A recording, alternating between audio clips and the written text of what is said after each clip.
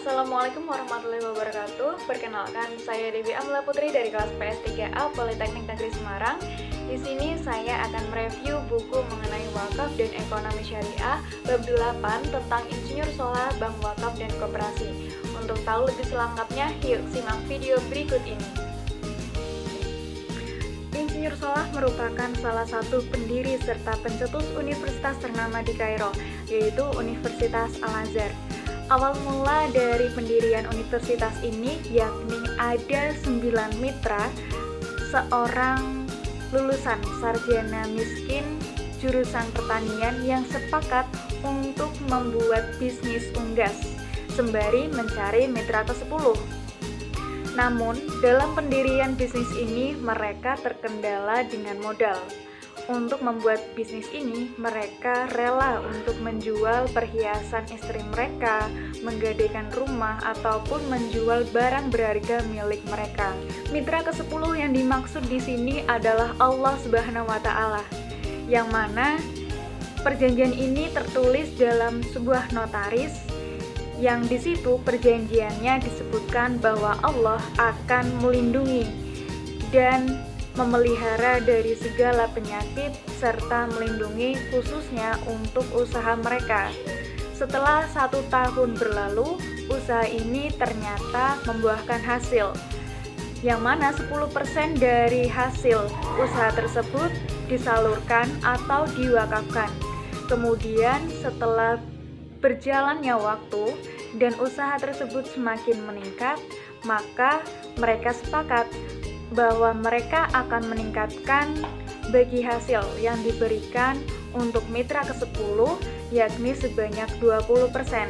Kemudian tahun berikutnya menjadi 30% hingga 100%. Hingga 100% dari keuntungan tersebut diserahkan sepenuhnya kepada mitra ke-10. Bentuk penyaluran dari keuntungan tersebut digunakan untuk mendirikan madrasah, pondok pesantren, baitul mal, hingga Universitas Al-Azhar, yaitu universitas ternama di Kairo.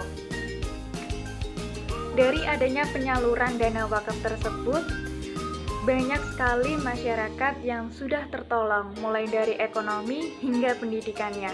Lantas, apa sih hubungannya antara insinyur sholah dengan bank wakaf? Berdasarkan kisah insinyur sholah, beliau paham sekali mengenai berbisnis dengan Allah yang tidak akan pernah rugi. Kisah ini diabadikan dalam surat Al-Fatir ayat ke-30. Artinya, agar Allah menyempurnakan pahalanya kepada mereka dan menambah karunia-Nya. Sungguh, Allah Maha Pengampun lagi Maha Mensyukuri. Dari yang awalnya insinyur sholah merupakan owner bisnis, sekarang menjadi pegawai Allah. Dari yang awalnya insinyur sholah menjadi bos, sekarang menjadi nazir. Padahal sesungguhnya posisi nazir dalam pebisnis itu adalah posisi yang sangat tinggi. Hal ini tertuang dalam perkataan Ibnu Qayyim dalam kitabnya, yaitu Miftahud Dari Sa'adah. Dari hasil dana wakaf maka terbentuklah Baitul Mal. Maka dari itu, kita bisa membuat lembaga keuangan dari hasil dana wakaf yang berupa bank, atau yang bisa kita sebut dengan bank wakaf. Yang selanjutnya adalah koperasi.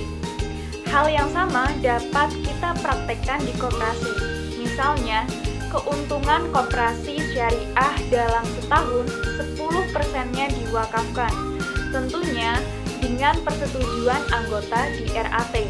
Setelah dana terkumpul untuk modal bank yang didirikan dari dana wakaf, jadilah berdiri sebuah bank perkreditan rakyat syariah atau BPRS zona 1 sesuai surat edaran OJK nomor 16 yang dimiliki oleh Allah Subhanahu wa Ta'ala dengan nazirnya adalah koperasi. Model wakaf seperti ini adalah wakaf produktif. Dengan model seperti ini, koperasi tidak hanya dapat mendirikan bank, namun juga koperasi dapat mendirikan lembaga keuangan lainnya, seperti asuransi syariah, pegadaian syariah, perusahaan pembiayaan, dan lembaga keuangan lainnya. dengan distribusi keuntungan yang disebar ke 3 kelompok, yaitu nazir, reinvestasi dan sedekah masing-masing 10% untuk nazir, 40% untuk reinvestasi dan 50% untuk sedekah. Dengan semakin besarnya keuntungan wakaf produktif yang mana, maka koperasi semakin besar, lembaga keuangan akan semakin besar, dan penerima manfaat sedekah dari hasil wakaf akan semakin banyak. Hasilnya, wakaf akan menyuburkan ekonomi, dan ini sejalan dengan surat Al-Baqarah ayat 276.